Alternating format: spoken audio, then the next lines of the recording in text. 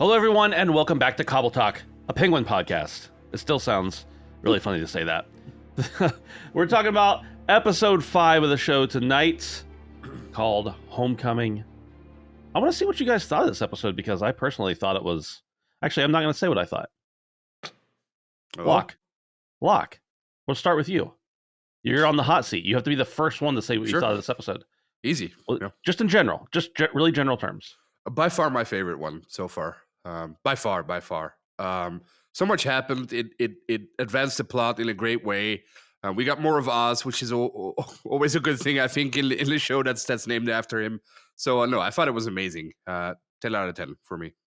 Now, just real quick, is this because you aren't in pain? Because the audience may not know you've been in severe mouth pain from a tooth for the last 4 episodes we've done.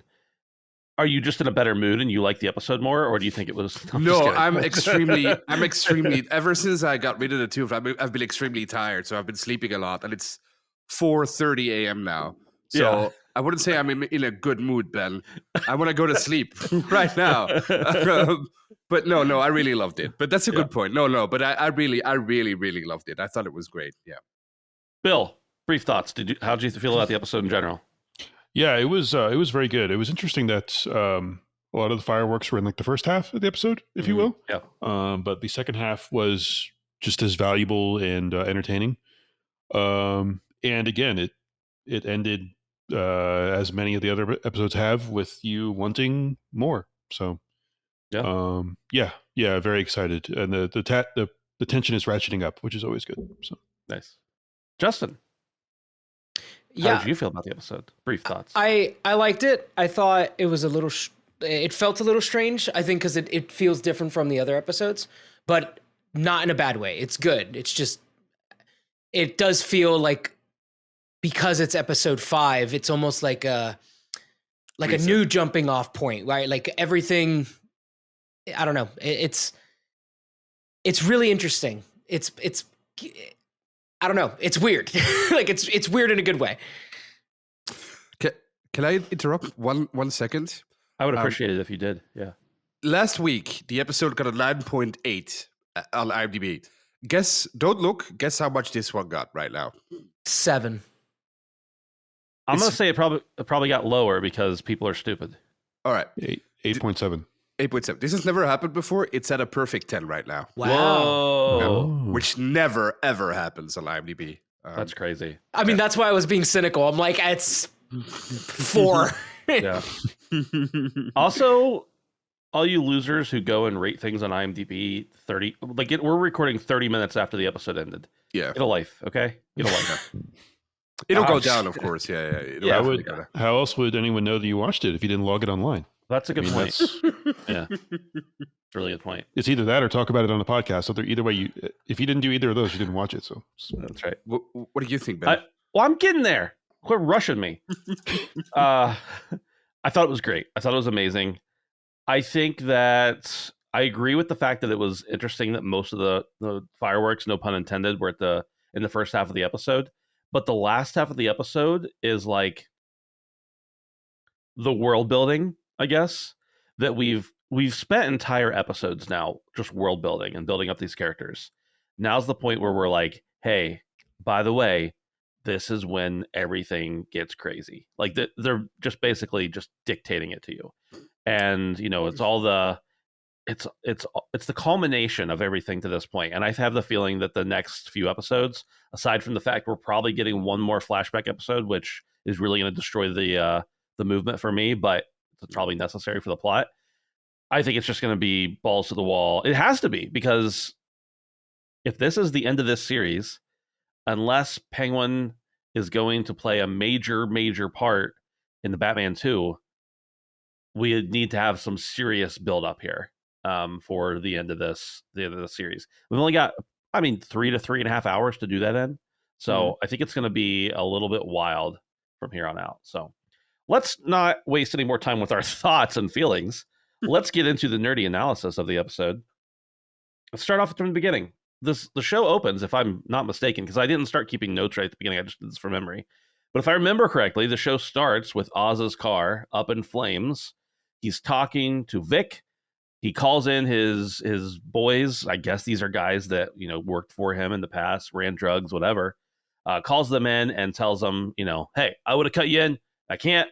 I got screwed. Let's go take care of that. And they head out to kidnap Maroni's son named Taj, who's getting the back tattoo, which just seems like a villain thing to do, honestly. I want to skip forward just a tad, and then so we don't have to cover this later. We then, after they catch him, which by the way, Vic is one of the ones who really nails that home. We can get into that. We cut and see him at, I can never remember her name. Whore. The whore, the call woman. I don't know. Or some, Eve? I think it's Yes, Eve or it's Eve. El. I think it's Eve. Yeah. We see them at Eve's house. They're having a little bit of a disagreement. I'm like, maybe there's going to be some problem there in the future because he's the alibi and everything. I don't know, whatever. But we cut to them. They've got him there, taped to a chair, whatever. And let's talk about that. The fallout from them immediately running away from Sophia and Nadia, and then the ramping up to kidnapping Taj. Take it in reverse order from how we went at the top. Justin, start us off.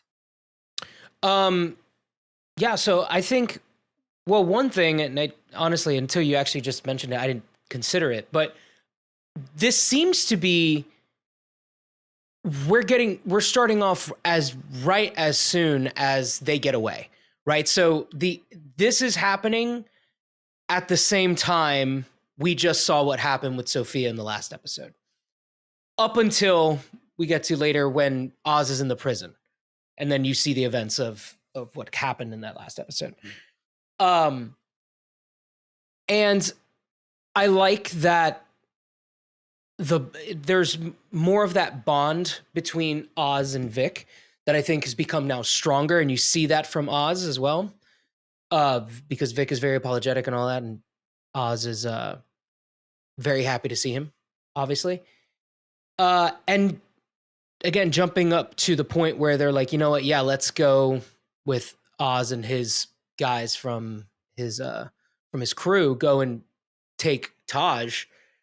And that Vic does get, like, he's the one who captures him, beats him up and takes him down. It's like, okay, Vic is moving up. And I thought that was really cool. And there's a lot of other developments from Vic, I think, in this episode that are also very interesting, that we'll get to later. But Bill. Yeah, it started off very fast paced. That's why when I mentioned the fireworks in the first half, I'm like, whoa, we're really getting into like plot development after plot development here. Things are really moving. So yeah, it really gets you into the episode immediately. And they do a good job of that. They get you into the episode immediately and then they leave you wanting more at the end. So yeah, it was very effective. I'm wearing purple because it's like in remembrance of the purple Maserati. So RIP. Nice. Hopefully he gets a new car, and maybe he will by the end of the season. Hopefully, and shows it off in the Batman too. But he's gonna ride his umbrella by the end of the show, man. He doesn't need a car. Yeah, it's gonna be like Mary Poppins, right? Yeah, probably. It was interesting too. Is we got another Rex Calabrese story. I guess was the former crime boss that he worked for. So like we get a little bit more of Penguin's background, and he mentions again wanting to be like that guy for that the small town looks up to and helps provide for them. So yeah, I thought that was, again, it could have been like a really throwaway moment. Oh, they're just ditching the car or whatever. But that was a good little touching personal moment there that I think the show is very good at, kind of sneaking in those little personal development moments for the characters. So yeah, that's what stood out to me in the first portion of that. Locke, first few minutes of the episode here. I have 3 notes. My first note was Rex Calabrese flashback episode, which is something we'll definitely get, I think, next week or the week after. He's mentioned it so many times now. There's definitely something there. Probably that guy killed his brothers or something. Something's happening there. The cinematography, when they drop into the tattoo shop, was amazing. Like the guy wasn't hearing them, and you could see them in the back coming in and him limping in and just shooting everyone. Fantastic. And Vic isn't bothered by violence anymore. Which was my third note. So yeah, very strong opening. I thought great. I also assume, and I was going to mention this later, but I'll mention it now. When they talk about what happened to Oz's brothers, and he just says simply, this is later in the episode, but he just says simply like the city took them. And I very immediately thought the same thing of like something happened with his former boss. I couldn't remember his name when I was thinking about it, but so that's definitely a thing. And you're right about that scene. The thing about that cinematography in that tattoo shop scene wasn't just the fact that it was a cool shot. I also thought at the moment, I'm like, okay, we obviously know that Oz has killed people, or at least had them killed, in the past, and he's no stranger to violence. But he walks in and ices a bunch of random guys in a tattoo shop. Yeah. Now, maybe there's some history, whatever, but like, Oz just went from like kills people when he needs to further his own things to not afraid to just shoot a guy in the head for existing. And I think maybe that was a part of his character all along, but we saw it now, and that changes a lot of things. And of course, that just opens up the next, the rest of the episode for what he's willing to do and everything. So I thought that was great. I thought that was a great opening. I thought it was going to be cheesy when I saw them like standing around the car. I thought, something was going to be a jump scare or something. I don't know, or the van was going to pull up and it'd be Nadia and her friends again somehow. I don't know. I don't remember exactly when this falls, but it's not important. But at some point in this, Oz also goes to see Sal in prison. Somehow, Nadia is always there at Blackgate with Sal when Penguin's talking to him. I don't know how they coordinate those visits, but hey, crime boss things.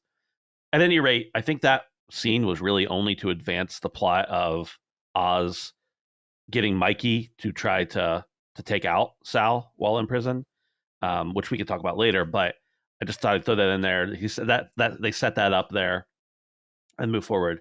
We cut to Sophia. She's at the house. All the dead bodies in the yard. It's on the news, of course. Oz sees that as he's walking out of the prison, and she basically is getting questioned. And what's his name? Chief Bach? Bach, Chief the high Bach pitched. from yeah, the guy. He was in the Batman, right? That's right. Yeah. So he's he comes back, and we know he's corrupt, but he comes in, and he starts questioning Sophia, and I thought that interaction between them was really strong. Yeah. And really, maybe also important. Like, I don't know. This is just me speculating here. I think it's like she's not afraid of doing like just talking to the cops like she needs to. I don't know what kind of history there is either, but it's very obvious she knows how to handle them. You could even tell the way it was shot that she's the villain now. Like she got the villain shot. It started with the back of her head, and the music was low. You got like the low horns, and the way she treated like the chief of police. She's clearly like the bad guy now. Yeah. I thought that was cool. Yeah. If you weren't sure that she's the villain, we then go to see. So basically, the police are asking questions. They ask where Johnny Vitti is. We cut to a scene with her torturing Johnny Vitti in the crypt where her whole family is buried, and asking them questions, throwing water on them, etc. At some point, either here or later, she's torturing Vitti, and he starts talking about how her mom was going to leave her dad, and that upsets her. So what do you guys think of that dynamic there between? So let me just sum that up. Johnny Vitti, she's also asking him where's the unmarked money. I think she's just trying to get his loyalty personally. But talk about the interaction between Sophia and Johnny Vitti.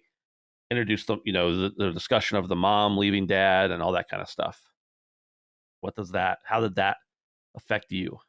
Yeah, that was, again, they do it so unexpectedly, like in a lot of other shows or movies, this could have just been like almost like a torture porn sort of scene where she's like, ripping his fingernails off or something and trying to get information out of him. But it turns into this really sort of revealing scene where he explains to her, I think it was partially was a lot of his guilt and like, hey, I'm the one that introduced your mother and father, and she was going to leave multiple times, and she did that one time and she came back. And he kind of lays it on her. He's like, oh, she would have left if it wasn't for you two kids, almost like they were two anchors weighing her mother down. So there's like some. Let me ask real quick. Do you think it was his guilt, or was he trying to use guilt to get to her to soften her up? I think it was probably both. It's kind of like what Oz does as the Penguin. I think there's moments where he is sincere, but it's also he's using that sort of life experience to manipulate other people. It was my guess in that moment. Again, he didn't have much leverage. He's literally tied up and chained up and gagged and everything. But Yeah. no, it was a really good moment because it was so unexpected. It was probably my favorite scene in the whole episode, and it was especially valuable because he's, VD is no longer with us again unexpectedly. But I guess we'll get to that later on. But yeah, that was probably my favorite scene in the episode overall. Yeah. Yeah, I mean, I like the reveal too that we find out exactly how, like, who VD is. It's like like he is related to her mother. It's not Carmine.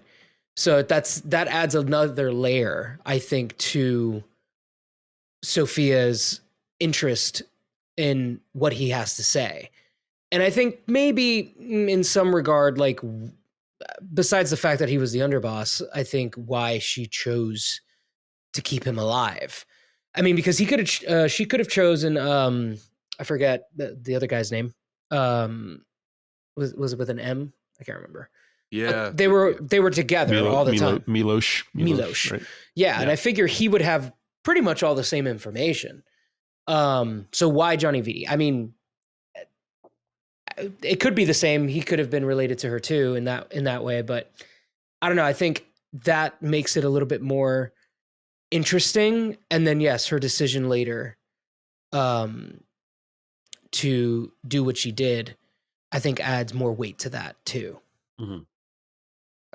I think that's why she saved him, to kill him in front of everyone.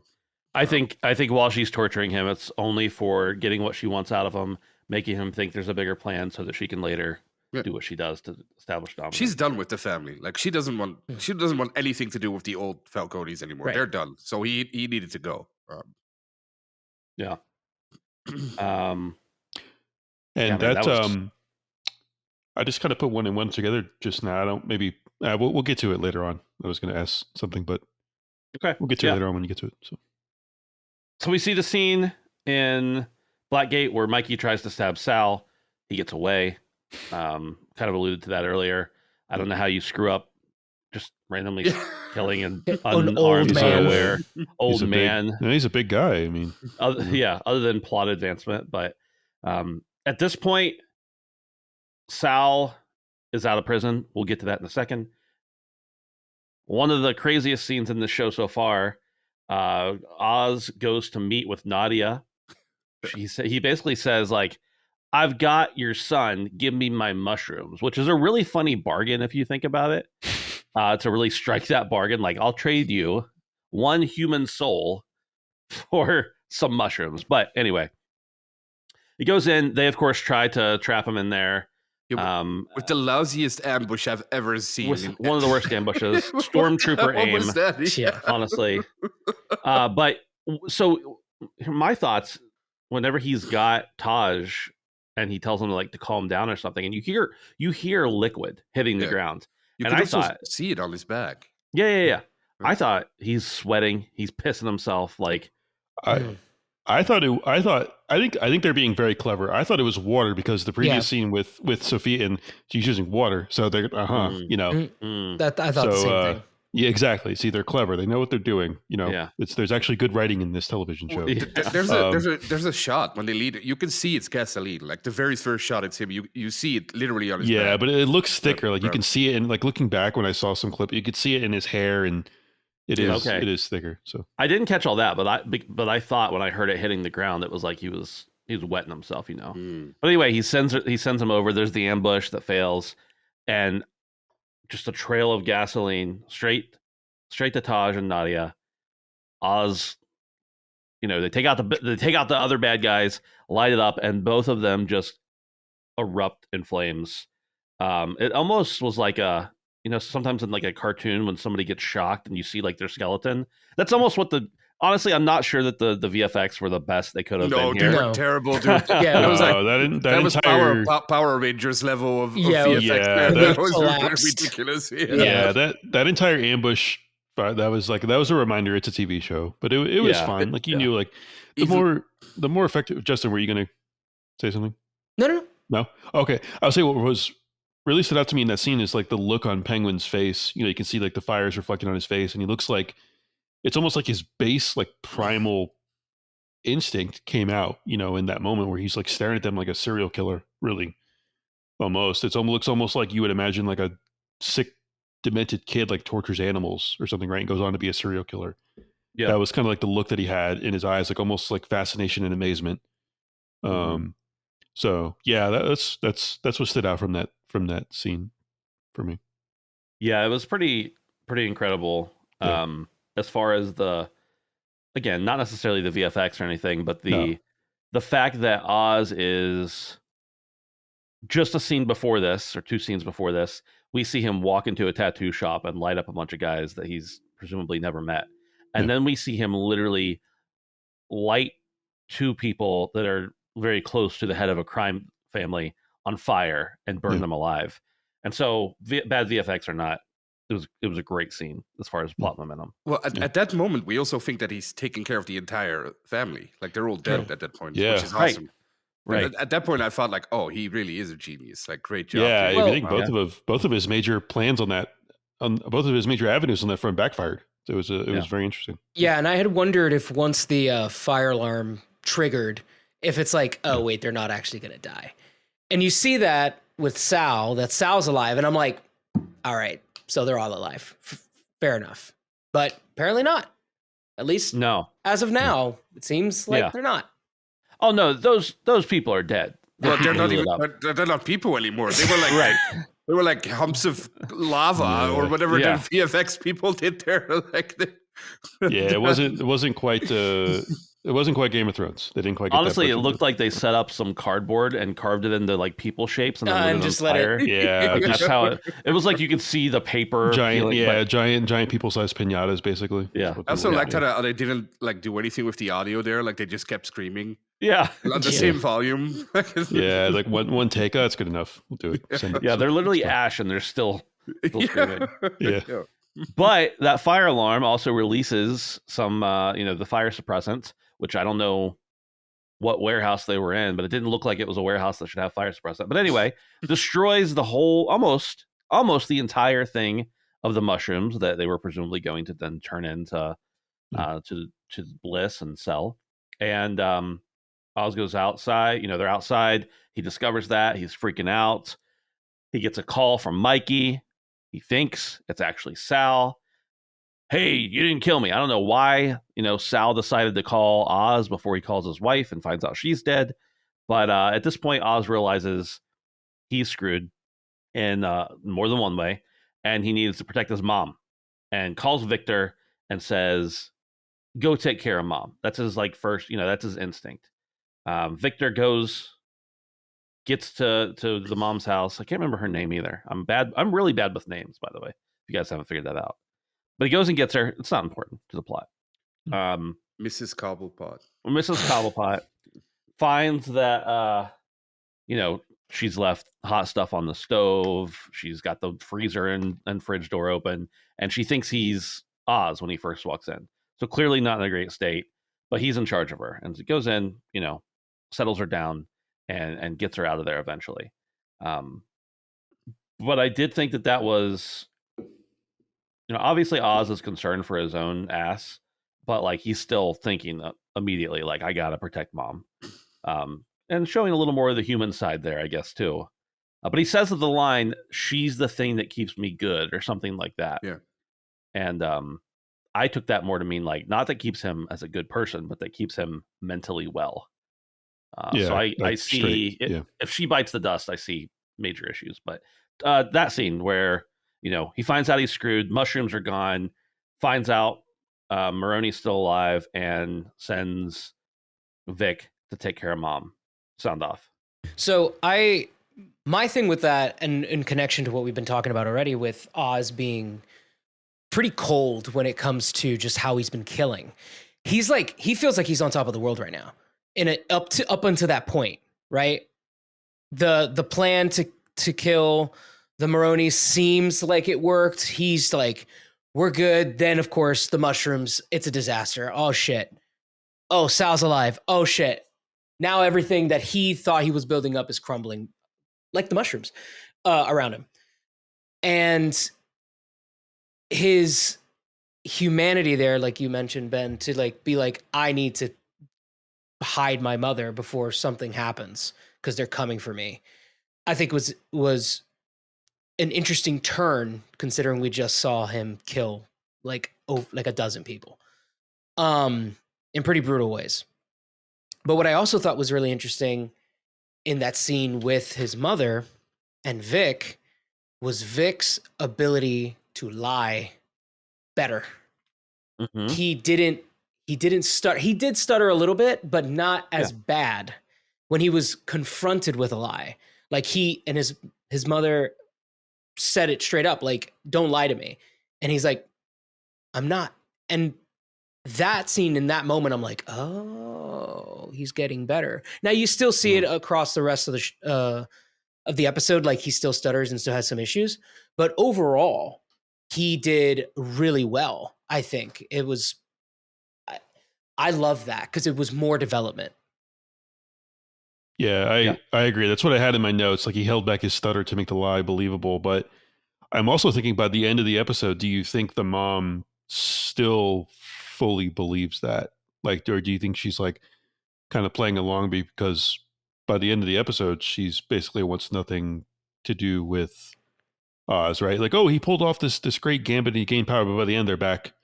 They won't want to jump too far ahead, but um, they're back kind of where they started, what she's ashamed of. So again, was it like, did she genuinely believe Vic? But I think Vic did do a good job of selling it. And yeah, I was the same way. Like he's like right on the verge of one stutter, right? And then he caught himself and pushed through it. So yeah, it was really well done. I still think there's going to be a scene later on in the season where he gets caught like stuttering, but no, it was good. They're building more good character development for Vic in that way. Mhm. I mean, I think Locke, what do you that. think? Sorry, to answer Bill's question there though, like I think she did believe him up until Oz calls him to say, "Hey, get her out of there." Like one Yeah. thing was like, "Oh, like check up on her, make sure she's good," and then it's like, "Oh, you need to get her somewhere, anywhere." Well, she even asked I agree. whenever they pull in there to that neighborhood. She even asked, like, "I thought we were good. I thought it went Right. well." Yeah. And I thought he yeah, took care of the Maronis. Like, what's going on? Like, Yeah. and that's why she was so giddy about it too. Like, once she, when Victor did tell her that everything was good, and she's like, "Oh man, he's gonna need my help," which I think is interesting too because we don't know what his mother did. Yeah. And I think it's gonna come with something to do with the mob boss, right? Like that he's talking about. I think that's almost being set up to be that way. Because why would she feel like she has anything to offer? And she seemed dead set on it. Like, oh yeah, he's gonna need my help to do this and this almost, without saying exactly what she was gonna help with. So I think she's way more important than we give her credit for. Right now. That's why I think when you see the like genuine joy in her face when she said, "Oh yeah, he did it. He wiped them out." But then later on, she's like so ashamed of him. I think she's more savvy than she lets on for sure. And I think like you hinted at, Justin, I think she is capable of more than what has been shown so far in the show. We'll see if that pays dividends later on. But yeah, and I think she's definitely one to look out for sure. Bold prediction / guess. Rex, is it Rex, the mob boss? Yeah, Rex Calabrese. That's his dad. I was thinking the same. Yeah. I think so. Yeah. Cool. But I did one quick thing too is I think Ben, you touched on him going to the girlfriend's apartment as well, right? I did like that they touched kind of both of his major points of leverage in his mother and his girlfriend, whatever you want to call her, confidant, what have you. So again, they're like feeding into his 2 points of leverage that you think will bear fruit later on in the season. So it was good that they touched both of those. Yeah, agreed. All right. The next time we see Sophia, she's at the mansion, presumably, and Dr. Rush comes in to see her. Yeah. And basically, in a very cartoonesque way, says, I see everything now. I get it. I want to be part of what you're doing. Cartoon or not, like, I mean, this is clearly very like an allusion to Joker and Harley Quinn, right? You got Sophia and Rush here. Well, He's infatuated with her, and therefore, maybe also a little unstable. But I no longer think he's the nice guy, or the misguided guy. This made me think like he's gonna be in the Batman 2. He's gonna turn out to be Scarecrow or something. It's definitely Scarecrow. He's gonna be in the Batman 2 when she's gonna be dead. He's gonna be the bad guy. In that movie. So I think I think he's actually like the big setup for this show without us knowing that yet. I did. That scene was very corny, cheesy. I'm like, it wasn't too long though. I'm like, all right, guys, we got that over with. That's fine. But what I did like in that scene too is she got kind of her own superhero moment, if you will. Like she put on her cape, right? Her like big flashy coat, and she got the slow walk from behind view, the slow-mo walk, kind of like when a hero gets their costume moment for the first time. That's what I kind of interpreted that as, kind of like her kind of officially becoming the super villain or whatever of the show. So that was really well done. After that scene, Sophia walks out into the room with all the henchmen, presumably. None of them, she makes sure to tell them, none of them are made men. They're all, just guys. Not in a condescending way. She's telling them that to make them hate the family, etc. But she also says, like, she starts just nailing on stuff one after the other. She makes Johnny Vitti introduce her. He introduces her. She comes out and starts nailing stuff, tearing down everything he's helped to build, presumably. The family name is no longer this or that. It's Gigante now, which is her mother's maiden name. It's awesome. And just, totally disassembling everything. And I think, knowing full well that Johnny Vitti is going to have a problem with this, so that she can assert her dominance and shoot him in the head in front of everybody she wants to respect her. That's my guess. She dumps out a bunch of money on the table, tells them all that, they were withholding this from you. I'm going to share the wealth. This is the money that was the unmarked bills or the unmarked money that's what I was going to ask you earlier, with the money she was looking for when she was interrogating Vitti. So that's what I assumed. I put one and one together on that. Yeah. I'm assuming so. Now, I'm assuming that's because she didn't want to pull out a bunch of money and have it not be traceable because the family business is legit, whatever. But that whole scene there, I just want to talk about that for a minute because it's a huge scene, right? She has made herself the boss, and she has taken out the only other person who could potentially even have the respect of all these, thugs, for lack of a better word. What do you guys think about that whole from Dr. Rush all the way? Oh, and by the way, Dr. Rush just standing there admiring her. They do a few shots of him just admiring her work that whole time. Yeah, she has a simp now. That's good. That's very good. So. This made me. She's dead. She's not gonna live through the series. I don't expect. And her also, to, no. I also thought it was. We're in cartoon territory now for sure, or super villain territory now, which is fine. Which is fine. It's the kind of show that fits that kind of demeanor. So I think it is set in the comic universe. Yeah. So I think that's completely fine. It annoyed me last week, but now that I'm used to it, that's why I think last week's episode was so important, because now I know what I'm in store for. So it fit here. I'm really interested just in how she's gonna go, because I don't think Oz is gonna. I have no idea how it's gonna go, but she's dead. And Rush is gonna be the big bad at the end of it. I also think he's a pretty bad actor, but that doesn't matter. Well, I know him from. Oh, go ahead. No. Go ahead. I know. I only know him from Sons of Anarchy, and he wasn't great in Sons of Anarchy either. So I don't. Part of me makes me kind of think that maybe he isn't gonna be as big or bad as they're setting him up to be, because he's not that great of an actor. So I don't know how he would fit in the Batman 2, but she's amazing, dude. I can't wait to see her in more stuff. What an actress! What an amazing actress. Did you notice that she doesn't blink? Like whenever she holds her speech or whatever, she doesn't blink. She only blinks in like personal moments when she's herself or when she's talking to Vitti. That's when she blinks. But she didn't blink during her speech, which was awesome. Interesting. To your point about the actor that plays Rush, I agree he's not a phenomenal actor, I don't think, but I think it almost works in the crazy doctor, character, because like he's supposed to be a little bit cheesy and uncomfortable to watch. Yeah. And I think that plays out well. Yeah, and he has a tough role for sure.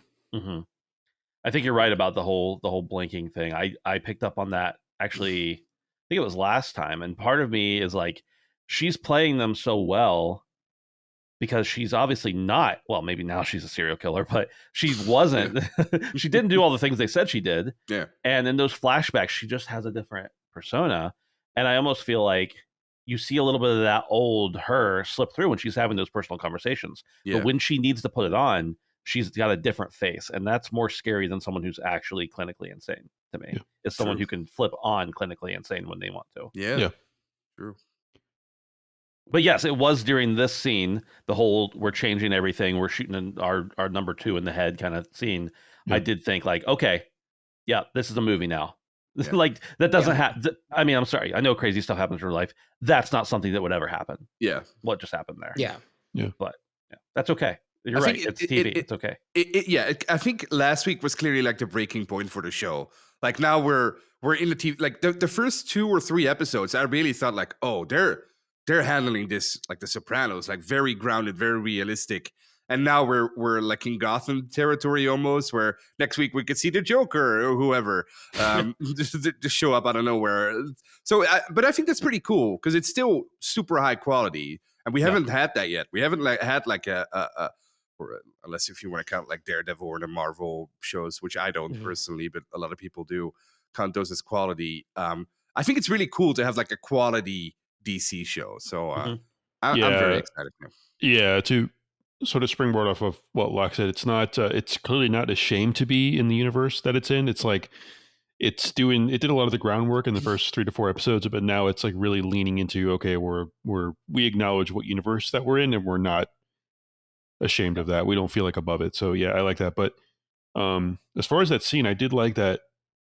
It sort of parallels Oz or the Penguin in that we got both sides of this character, right? We got the side that like, hey, they want to be the provider, they want to be the protector, they're looking out for the little guys in the operation, they want to, provide for them and be a more just leader for them, but also they'll waste you at any second, for any reason without remorse, right? So again, like I think Ben or Locke, one of you mentioned, that's like the most dangerous type of person, right? They're not straight up crazy 100% of the time, but they're extremely calculating and they will do whatever they need to in the flash of an eye to achieve their ends.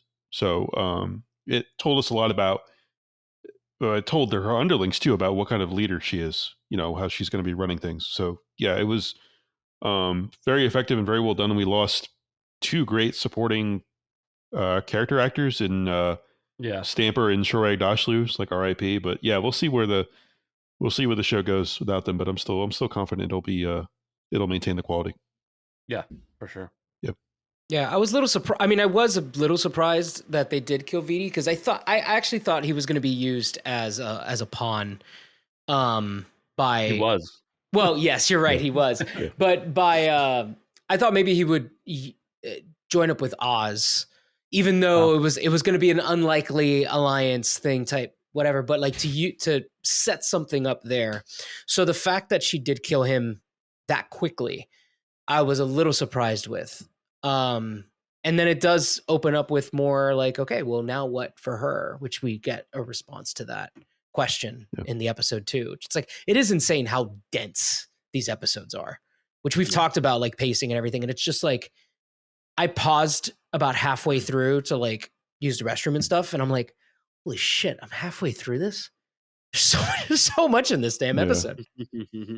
Yeah, I think that's the 3rd week in a row you've said that, which is telling. Yeah. Yeah, and it was another episode where it ended. I'm like, oh wow, that went really fast. Like right at 58 minutes. But I think Ben or Locke, one of you mentioned this earlier, but you don't have to keep saying because everybody in the comments always thinks Locke and I are the same person for some reason. So, well, you're both ravishingly handsome. It's hard to tell sometimes, but anyway, yeah, one of you mentioned that she calculated correctly. It was a safe bet that he was going to give her a reason for her to just basically waste him, right? And it took like what, a minute, where it's got that patented movie television scene of where an underling speaks up and the crime boss immediately shoots them, like, and we got one of those scenes. But it fit within her character, right? Like there was that one scene earlier in the season where she killed that one side underling that was when she was interrogating Penguin, right? So Just a kid, yeah. yeah, it all fit within her character. It wasn't just like out of nowhere. So yeah, it was good, more good payoff for her. The next scene, real briefly, Sophia goes to meet with Sal. There's a bunch of gunshots outside. Comes in, insults his wood grain, which I can understand. And basically, you know, there's these two powerhouses in Gotham crime who are both played by phenomenal actors. So this scene is just great to watch, the interactions between them. But essentially, as far as plot, it goes into, you know, neither one of them trust each other, but she eventually says, I want to team up and we're going to kill the Penguin. You know, like we're going to get the bat. Yeah, we're going to get the bat. We're going to kill the Penguin. We Freaking get together and go take him out. Combined forces, as it were. You know, she's hurting on people. He's hurting on people. He's also got his guts half hanging out of him still. You know, I assume he didn't go to the doctor or anything. But real super briefly, any thoughts on this unlikely alliance here? Yeah, why did she kill his guys? Those are like his last, yeah, that was so funny. That's I was thinking the exact same. Guys. She didn't have to kill them. I was thinking the exact same thing. Hey, I'm rolling up. I'm killing your guys. I'm in here. Let's team up. And it's like, well, I mean, even if she didn't kill the guys, like neither of them buy that. Neither of them are going to buy that BS. Like team up and rule the city together, right? Like it's both. It's calculating. It's like basically acknowledging we need each other in this moment. Let's, you know, the enemy of my enemy is my friend in this one moment. We'll clear out this riffraff Penguin cop guy who's double crossed and two-timed all of us. So yeah, it'll be it's interesting. But yeah, I'm glad that that Clancy Brown is still around at least. So thank goodness. Yeah. Justin, anything to add? Not much. I mean, I did find it interesting that her leverage was the family. Right? Like that was how she did convince him. And how the fact that her family just threw her to the wolves, where he said like had Oz done what he did under his supervision, he would have killed Oz. Like family above all, instead of what Carmine did. So I think that shared bond for family was interesting, to say the least. Especially after she killed everybody. Yeah, I think she was definitely appealing to one of his maybe his only real soft spot. And of course it helps that Oz killed this, you would assume, his two most treasured people in his life. Right. So yeah, it was really well done. I'll be intrigued to see how the Maronis fit into her plans. Like, you know, you would assume they're not in her long-term plan. She's going to eventually dispatch with them, or plans to, but I'll be intrigued to see what role they play in the last few episodes of the season. Yeah. Oz shows back up.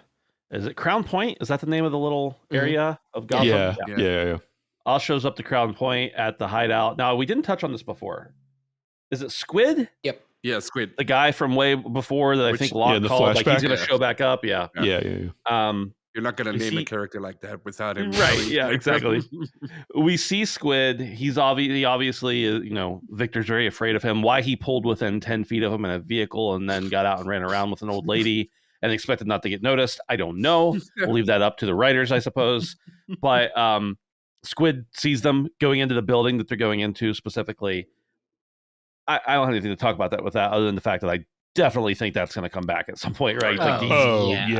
They lingered on that for a long time, but it was another example of where, again, this happened with Oz a few times this episode, where a person in his organization, their plan kind of went off, but it's going to have consequences that they didn't think. It didn't go 100% the way they'd hoped. And yeah, for sure. Like I honestly thought the payoff, not a positive, was going to be later on in the episode, but credit to them for letting that linger. And you would assume it's going to pay off somehow later on, whether he's going to tip off, you know, the Maronis or the Falcon. Yeah, someone, right? It's gonna happen. But no, yeah, for sure. It was, it was well done. It was an interesting thematic sort of a screw up that Vic's not yet aware of, which makes the drama better for sure. Yeah, but I also think it was stupid.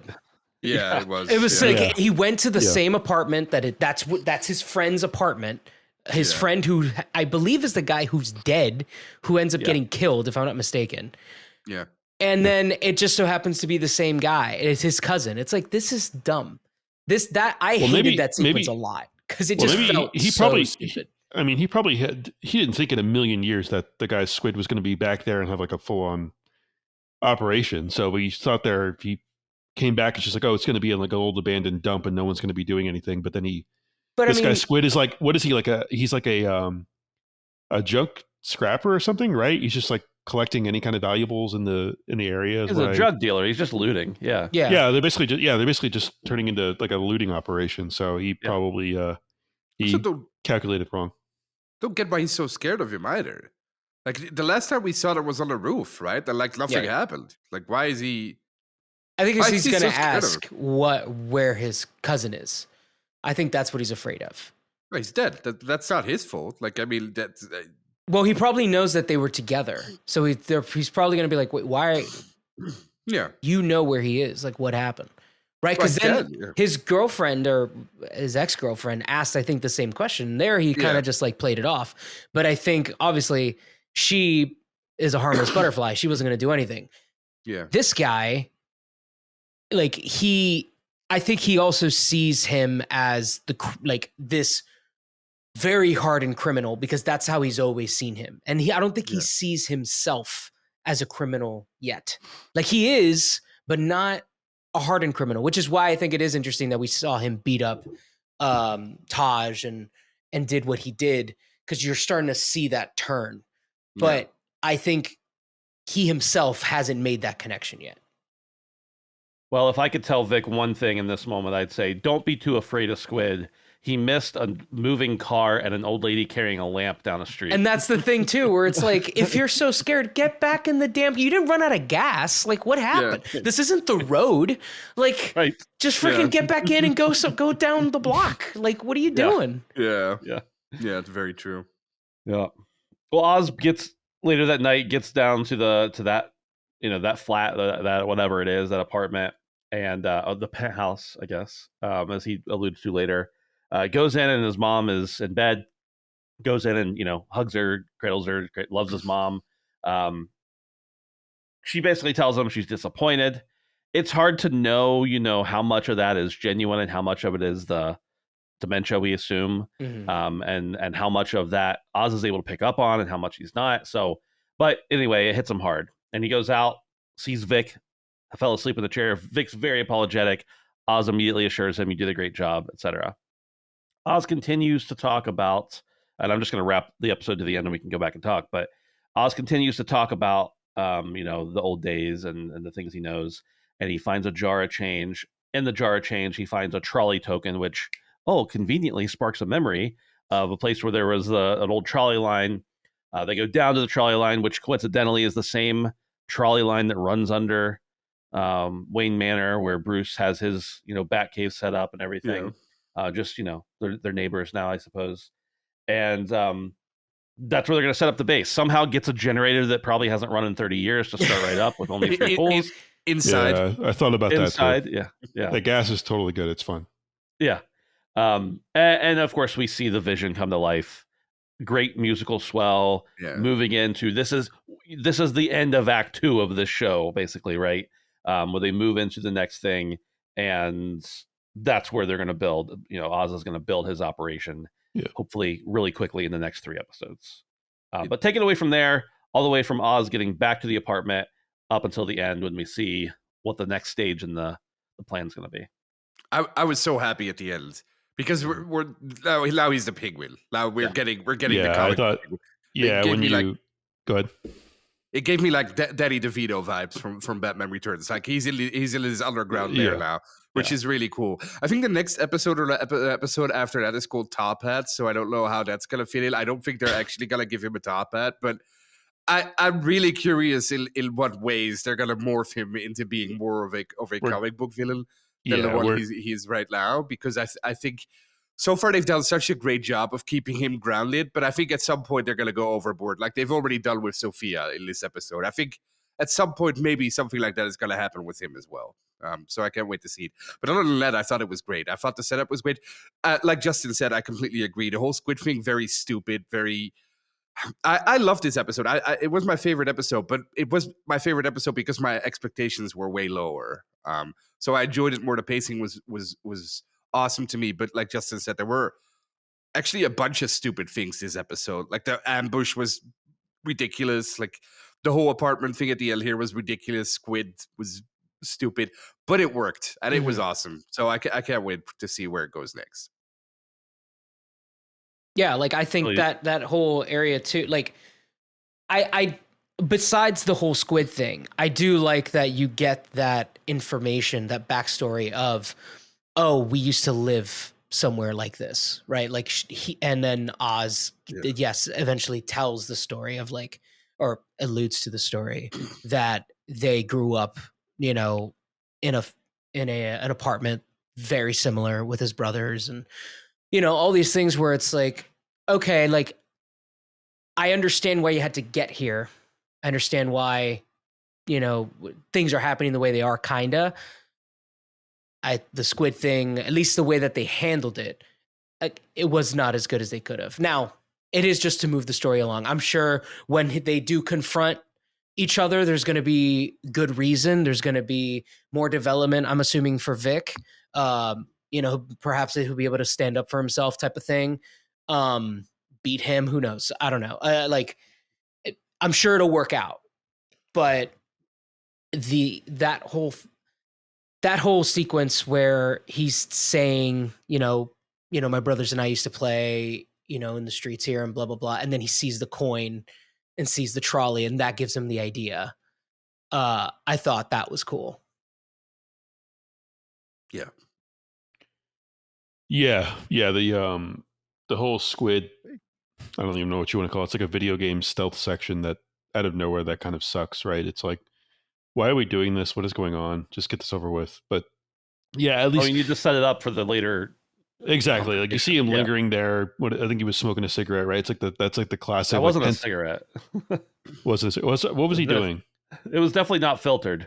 Oh, not filtered. He was smoking something. I wasn't paying attention, but it's like the classic pensive looking, calculating thing with smoking something. But no, what I did sort of like is that he finds the trolley coin by dumping over change, which is something that you do when you take stock of what you have, right? Like, oh, let's see what kind of spare change we can scrounge together to, I don't know, go buy something, right? Like when you're a kid, you scrounge together your change to go, I don't know, buy a video game or a candy bar or something. So I thought thematically that still kind of worked because that's basically what they're doing, right? They're taking stock of what they have. And then, like Locke mentioned earlier, this show is leaning more and more towards comic booky. And when I saw the trolley token, I'm like, okay, like I know where we're going here. This is not surprising. We're going right into like more comic book territory, which was fine. I was down with it, and I think it worked for the show. When you get the sort of traversal down there, breaking everything open, walking down there, you get the story of, oh, my brothers and I used to, you know, mess around down here, and so it made it work, I think, for the most part. And I did like that Oz got his sort of, I don't know, sort of, again, in a way, his sort of superhero glow up, like he's got his own little bat cave, like you or Locke mentioned, but similar to Sophia getting her own little superhero moment in this episode. And I thought it was a good payoff in that so many things have gone wrong for Oz this episode that at the very end, he has his own little sort of positive development moment. And they do kind of lead you on with, okay, the mushrooms can grow down here too. So you're seeing, you know, a little bit of upward trajectory out of, you know, a lot of mishaps this episode. And my one thought was, do we think that is going to be his base of operations in Batman 2? Or is he going to have like a glow up and an upgrade? That was what I thought. I think that's where he's going to grow mushrooms. I don't know if that's his base of operations, but he's going to, yeah. But I think the only other scene that stood out to me was his mother kind of cutting to the core of him when he's kind of like looking to go for her for comfort. She's like, what kind of son doesn't protect his mother? And like that right there, like cuts like directly right through him. And she's basically like, get off of me. So yeah, he was down bad, but he, started off at the bottom of this episode and worked his way up. But he was rejected by both female confidants, that people that he cared about. But Yeah, it was good, and I'm excited to see how both he and Sophia move from here. It'll be interesting. Agreed. Well, I assume next week or the week after, we'll get another flashback, giving us the final bit of backstory we need for Oz. And I don't know, I'm usually pretty good at predicting how something's going to play out, but with 3 episodes left, and we're just, I don't want to say getting into the meat of the story, but getting into the crux of the story here, I think it'll be very interesting how it plays out. And maybe we're wrong. Maybe he is going to be a big part of Batman 2, or maybe it has nothing to do with Rush. Who knows? But either way, I think it's going to be fun. It's going to be interesting to see where it goes and how it plays into the future media as well. Boys, any final thoughts here on this episode? Are we getting out of here? Currently, it's still at 10 out of 10, which is very weird, but it is. Yeah. Apparently, no one thought about the mechanics of the generator. Who will think of the little things? Yeah. They're all right. They're gonna die of carbon monoxide at the end. That's right. All right, we appreciate everybody. Thanks for checking us out, whether it's here on YouTube, on the audio feeds, in your dreams. We appreciate it. We'll be back next week for episode 6 of The Penguin. Goodbye.